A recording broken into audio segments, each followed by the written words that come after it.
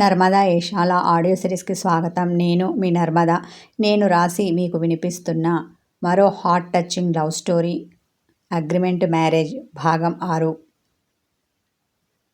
నాన్న ఎక్కడున్నారు? పంతులు గారు మిమ్మల్ని రమ్మని పిలుస్తున్నారు విసుగును దాచి అడిగాడు అర్జున్. ఇదిగో దారిలోనే ఉన్నాం, కాసేపట్లో వచ్చేస్తాం. ఈలోపు అక్కడ కావలసిన ఏర్పాట్లన్నీ సరిగ్గా ఉన్నాయో లేదో ఒకసారి మీ అమ్మని చూడమని చెప్పు అన్న అతడు వెంటనే కాల్ కట్ చేశాడు.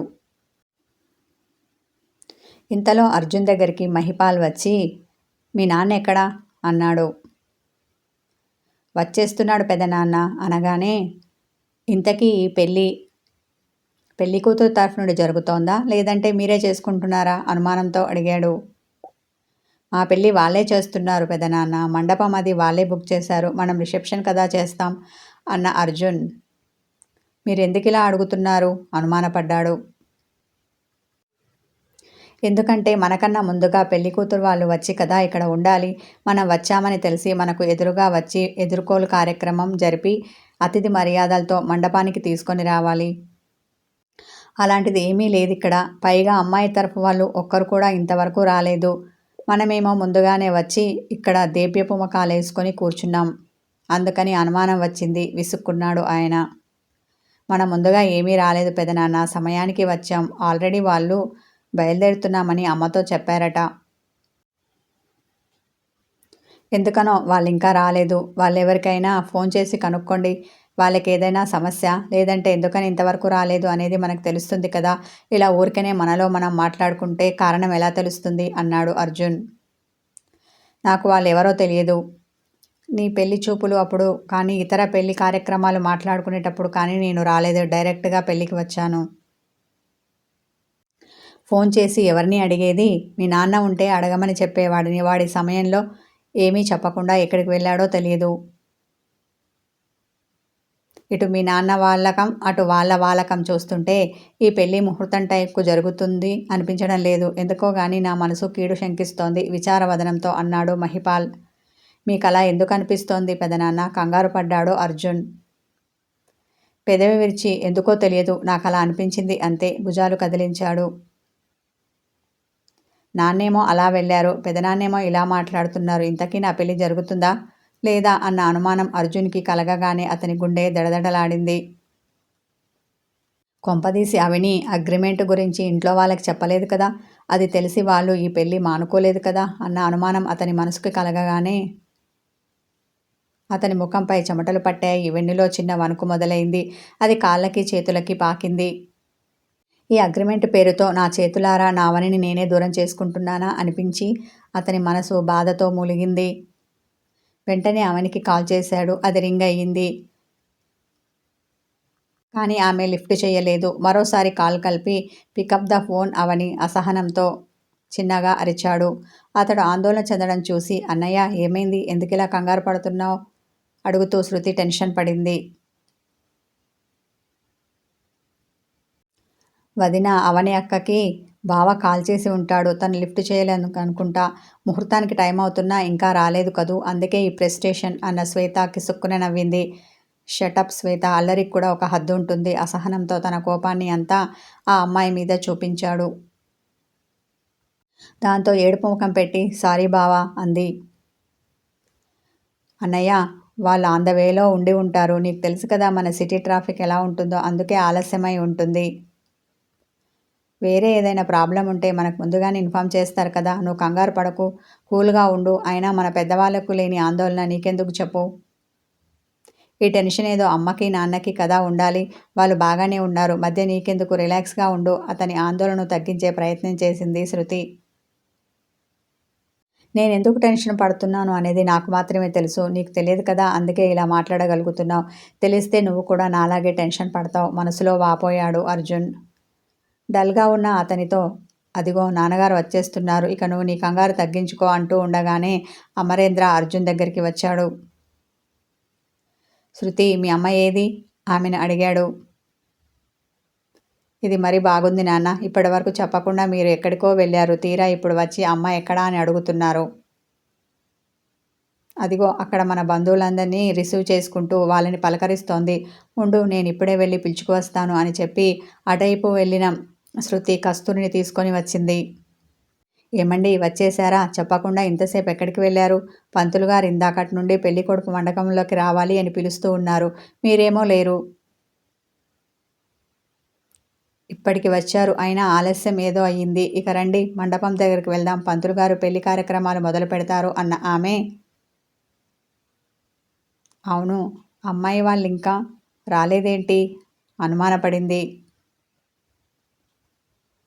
అవును కదూ అన్న అమరేంద్రతో, నాతో ఎప్పుడనగా బయలుదేరుతున్నామని చెప్పారు. ఇంతవరకు రాలేదు. ఎంత ట్రాఫిక్ ఉన్నా ఇంత టైం పట్టదు కదా అంటూనే పెళ్లి మండపం దగ్గరికి నడిచింది కస్తూరి. వాళ్ళు వస్తున్నారు. ముందు మన కార్యక్రమం కానిద్దాం అన్న అమరేంద్ర. పంతులు గారు ఇక పెళ్లి తంతు మొదలు పెట్టండి అన్నాడు. మీదే ఆలస్యం. నేను ఇందాక నుండి పిలుస్తూనే ఉన్నాను. ఇక్కడ మీ పెళ్లి త్వరగా పూర్తి చేస్తే నాకు మరో పెళ్లి ఉంది. అక్కడికి వెళ్ళాలి అన్నాడు ఆయన. అర్జున్ని చూసి, అబ్బాయ్ ఇలా కూర్చో అని అతన్ని పీట మీద కూర్చోబెట్టి పెళ్లి మంత్రాలు చదువుతూ పెళ్లి తంతు మొదలుపెట్టాడు. శృతి, శ్వేత, ఇంద్రాణి ఇంకా కొద్దిమంది దగ్గర బంధువులు పెళ్లికి సంబంధించిన వస్తువులని తీసుకుని వచ్చి మండపం దగ్గరికి కూర్చున్నారు. ప్రకాష్ శృతి దగ్గరికి వచ్చి, నేను ఎక్స్ట్రా డ్రెస్ నా కోసం తీసుకురమ్మని చెప్పాను కదా, తెచ్చావా? ఇలా ఇవ్వు, మార్చుకుంటాను అన్నాడు. అయ్యో నేను ఇందాక కూర్చున్న దగ్గరే ఉండిపోయింది ఆ బ్యాగ్, ఉండండి తెస్తాను అని ఆమె లేచి వెళ్తుంటే ఆమె వెనకాల వెళ్ళాడు ప్రకాష్. నాన్నతో కలిసి మీరు ఇంతసేపు ఎక్కడికి వెళ్ళారు? అడుగుతూనే అతనికి షర్ట్ తీసి ఇచ్చింది. అదో పెద్ద కథలే, ఇప్పుడప్పుడే అవ్వదు. అయినా మీ అన్నయ్యకి సుడి ఉంది, అందుకే ఆగిపోవాల్సిన పెళ్ళి జరుగుతోంది అన్నాడు. అదేంటండి అంత మాట అనేశారు? ఆశ్చర్యంతో నోరు తెరిచింది. అవును మరి, ఏ దేవుడు కరుణించాడో పోయే ప్రాణం నిలిచింది, లేదంటే ఈ పెళ్లి క్యాన్సిల్ అయ్యేది అని ఆమెకు చెప్తూనే షర్టు మార్చుకున్నాడు. మీరు చెప్పేది నాకేమీ అర్థం కావడం లేదు. ప్రాణం పోవడం ఏంటి, పెళ్ళి ఆగడం ఏంటి? ఎవరికి ఏమైంది? కంగారు పడింది శృతి. ఏదో ఒకటి అయ్యిందిలే, ముందు పెళ్లి జరగని ఆ తర్వాత చెప్తాను అంటూ అతడు వెళ్ళాడు. ఏదో జరిగింది, అందుకే అన్నయ్య అంత కంగారు పడ్డాడు. కానీ ఏం జరిగిందో ఎవరూ చెప్పడం లేదు. సరేలే, చెప్పినప్పుడే తెలుసుకుందాం. కానీ ఈ పెళ్ళి ఆకుండా నిర్విఘ్నంగా జరిగితే అంతే చాలు మనసులో అనుకుని మండపం దగ్గరికి వచ్చింది శృతి. ఆమె అర్జున్ వెనకాల నిలబడింది. ఇందాక శ్వేతని అర్జున్ మందలించడంతో అలిగిన ఆ అమ్మాయి అతని దగ్గరికి రాకుండా దూరంగా కూర్చుంది. అది గమనించిన శృతి, శ్వేత ఇలారా ఆమెను పిలిచింది. మూతి ముడుచుకొని ఉన్న ఆ అమ్మాయి రానని తల అడ్డంగా ఊపింది. నీ అలుక ఎంతసేపని? అది నీటి మీద బుడగలాంటిది, కాసేపట్లో చప్పున చల్లారిపోతుంది. అప్పుడు నువ్వే వస్తావు. నీ గురించి నాకు తెలియదా అని చిన్నగా నవ్వుతూ సైగతో అన్నది శృతి. నా ఈగో హట్ అయింది, నేను రానుగాక రాను. బుంగమూతి పెట్టిన శ్వేత కూడా సైగతో చెప్పి తల అడ్డంగా ఊపింది. అది చూద్దాంలే, నాలుక చప్పరించింది శృతి. అక్కడే ఉండి వీళ్ళ మూగసైగలు గమనిస్తున్న సుగుణమ్మ, వెళ్ళవే వెళ్ళు, అది పిలుస్తోంది కదా అని శ్వేతని ముందుకు తోసింది. బామా నీ మనవడు నన్ను తిట్టాడు, నేను వెళ్ళను కినుగ్గా అంది. వాడేదో చిరాకులో ఉండి ఓ మాట అని ఉంటాడు, దాన్ని పట్టించుకోకు, వెళ్ళు అనగానే. అంతేనంటావా బామ్మ? అమాయకంగా అడిగింది. అంతే అని ఆమె కనురెప్పలు మూసి తెరిచింది. అయినా సరే బెట్టుగా కాసేపు అక్కడే ఉంది. ఇంకా అలా మునగదీసుకొని కూర్చోవడం శ్వేత వల్ల కాలేదు. హుషారుగా లేచి వచ్చి శృతి పక్కన నిలబడింది. రానన్నావ్? ముసిముసిగా నవ్వింది శృతి. నా బావ పెళ్ళికి పక్కన నేను లేకుంటే ఎలా? గడుసుగా సమాధానమిచ్చిన ఆ అమ్మాయి, బావా ముక్కుపై కుంకుమ పడింది, ఇదిగో ఈ కర్చీప్తో తుడుచుకో అని చనువుగా అతనికి చేతి రుమాలిచ్చింది. ఇప్పుడు దాని అవసరం అతనికి ఎంతో ఉంది. థ్యాంక్ యూ అని తీసుకుని తుడుచుకున్నాడు. అది చూసి అబ్బో అని పెదవి విరిచి భుజాలు కదిపింది శృతి. మరి మా బావంటే ఏమనుకున్నావు? ఈ మరదలు చెప్పినట్టు వింటాడు. కళ్ళు ఎగరేసి చిన్నగా నవ్వింది శ్వేత. ఇంతలో పంతులుగారు శృతిని పిలిచి ఏదో అడిగాడు. ఇదిగో పంతులుగారు అని ఒక కవర్ ఇచ్చింది ఆమె.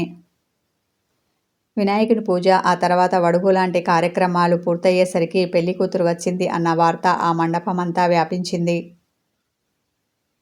పంతులు గారు చెప్తూ చేయిస్తున్న పెళ్లి తంతును శ్రద్ధగా చేస్తున్న అర్జున్ ఒక్కసారిగా తల ఎత్తి చూశాడు.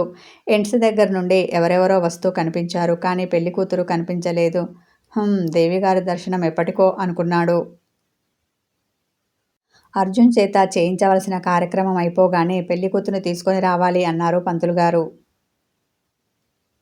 ఇప్పుడైనా అవని కనిపిస్తుందేమోనని ఆత్రంగా చూశాడు.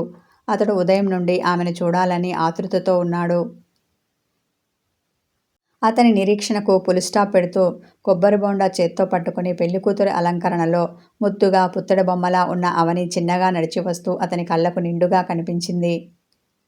ఆమె అందానికి ఫ్లాట్ అయిన అతని గుండె లయ తప్పి తన ఇష్టానుసారంగా కొట్టుకోవడం మొదలుపెట్టింది. రెప్పవాల్చడం మరిచి ఆమెను అలాగే చూశాడు. తల వంచుకొని వచ్చిన అవని అతన్ని చూడకుండా మండపంలో కూర్చుంది. పంతులుగారు ఆల్రెడీ ముహూర్తానికి సమయమైంది కాబట్టి ముందుగా జీలకర్ర బెల్లం పెట్టించి తాళి కట్టించి ఆ తర్వాత మిగతా కార్యక్రమాలు చెయ్యండి, లేదంటే ముహూర్తం మించిపోతుంది అన్నాడు అమరేంద్ర. అవనితో పాటు వచ్చిన ఆమె తల్లిదండ్రులు కూడా అవును పంతులు గారు, ఆయన గారు చెప్పినట్టే ముందు ఈ కార్యక్రమం కానివ్వండి అన్నారు. దాంతో అవనికి అర్జున్కి మధ్య అడ్డుతరని ఉంచి మంత్రాలు చదువుతూ జీలకర్ర బెల్లం మొదట అర్జున్ చేత అవని తలపైన, ఆ తర్వాత అవని చేత అర్జున్ తలపైన పెట్టించారు. అతని తలపై జీలకర్ర బెల్లం పెట్టడానికి చిన్నగా తన కనురెప్పలు ఎత్తి అతని వైపు చూసింది. ఆమెని చూస్తూ ఉన్న అతని చూపుల్లో ఆమె చూపులు చిక్కుకున్నాయి. అతని చూపుల సమ్మోహనానికి వివశురాలైన అవని వెంటనే తన చూపుల్ని సిగ్గుచేత నేలవాల్చింది. అర్జున్ పెదవులపై మనోహరమైన చిరునవ్వు ఒకటి వచ్చి వాలింది. ఆ తర్వాత ఇద్దరి మధ్య ఉన్న అడ్డుతెరను తొలగించి మంత్రాలు చదువుతూ అర్జున్ చేతికి తాళి ఇచ్చి అవని మెడలో 3 ముళ్ళు వెయ్యమన్నాడు. అర్జున్ తాళి కడుతుంటే ఉద్వేగానికి గురయ్యాడు. అతని చేతులు చిన్నగా వణికాయి. అవని కూడా ఒకలాంటి భావోద్వేగానికి గురైంది. ఇరు హృదయాల సవ్వడి రెట్టింపైంది. ఆ సడి ఆ మంత్రోచ్చారణలో, ఆ సన్నాయి మేళంలో కలిసిపోయింది. ఆ తర్వాత అర్జున్ చేత అవనికి కాళ్ళకి మెట్టెలు పెట్టించి తలంబ్రాలు ఒకరి తలపై ఒకరు ఎలా పోసుకోవాలో చెప్పారు పంతులుగారు. శృతి అర్జున్ పక్కనే ఉండి, అన్నయ్య, నువ్వు వదినకు ఏమాత్రం తగ్గకుండా గబగబా తలంబ్రాలు పోయాలి అన్నది. అలాగా, మా అక్క చేత ఎక్కువ సార్లు పోయిస్తాను చూడు అని అవని పక్కన చేరింది శ్వేత. కథ కొనసాగుతుంది. వ్యూవర్స్, ఆడియో విన్న వాళ్ళందరూ మంచి కామెంట్ పెట్టండి, హైప్ చేయండి, కామెంట్ చేయండి. Thank you.